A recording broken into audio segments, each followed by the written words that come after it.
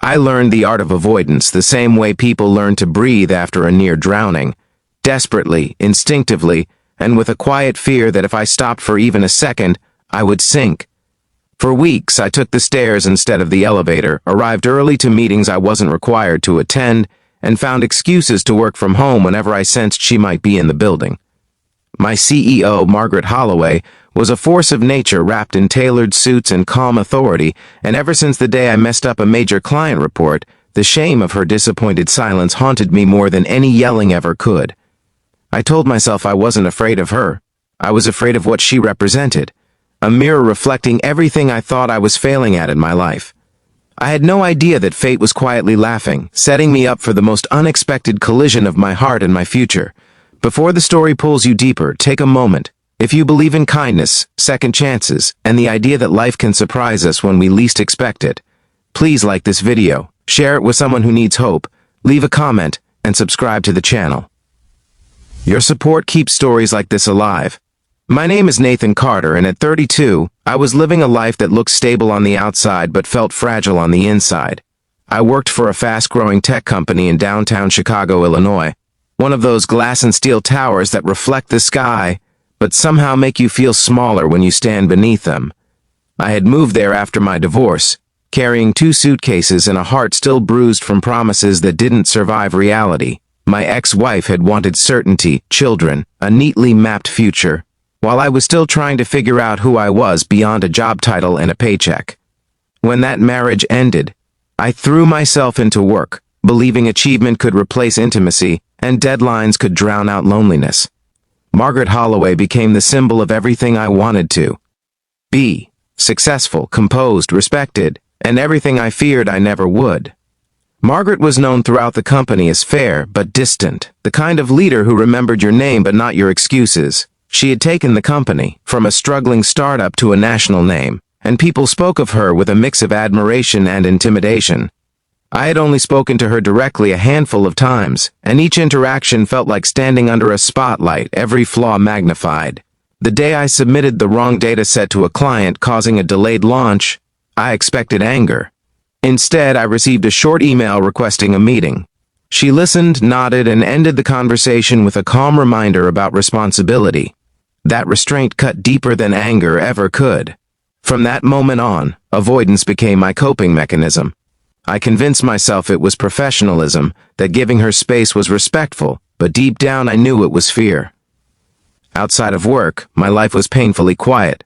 My apartment overlooked a busy street, but the noise only reminded me of how alone I felt. Evenings were spent reheating leftovers and scrolling through my phone, watching other people's lives unfold in curated happiness. My sister, Rebecca, worried about me in the gentle but persistent way only family can. She was the one who signed me up for a blind dating service without my consent, insisting that hiding behind work was slowly hollowing me out. I protested half-heartedly, but when the confirmation email arrived, I felt a flicker of curiosity I hadn't felt in years. The idea of meeting someone who didn't know my past, my failures, or my insecurities felt strangely freeing. The day of the date arrived wrapped in nerves. It was a Friday evening in early autumn, the city glowing with that golden light that makes even tired streets feel hopeful.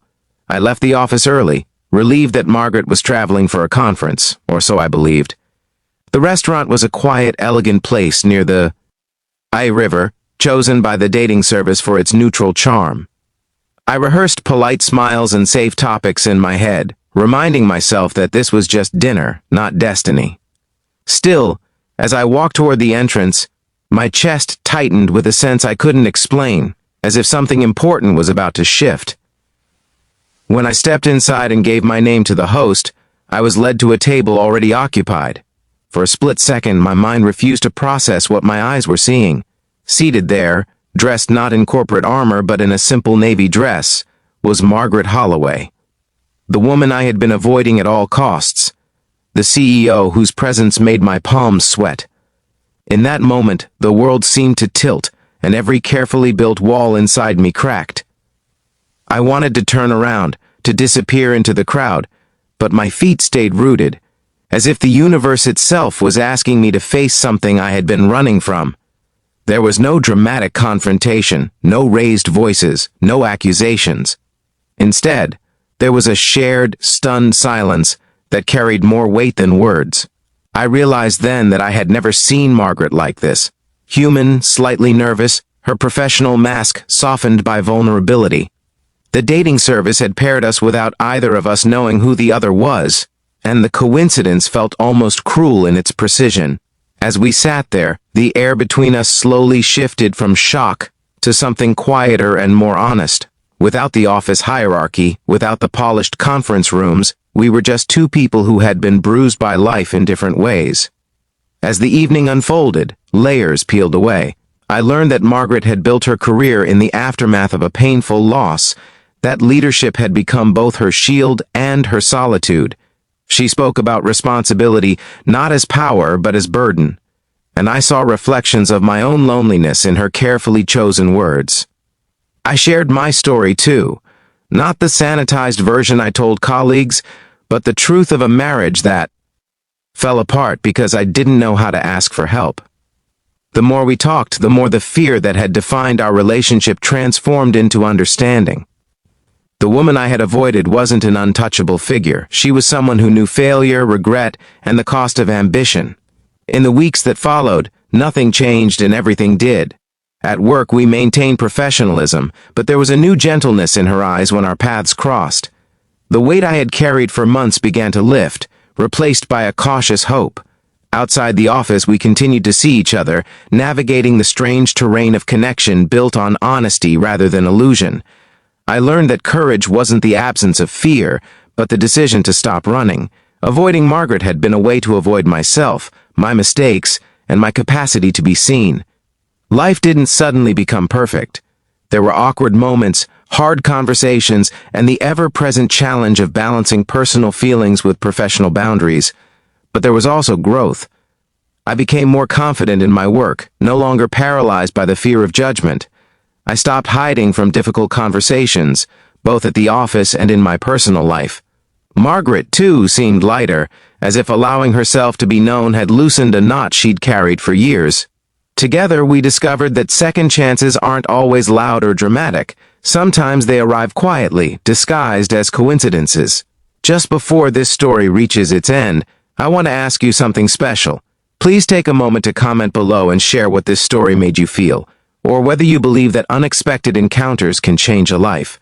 Near the end of that year, standing on a bridge overlooking the Chicago River, I realized how close I had come to missing everything that mattered by staying afraid.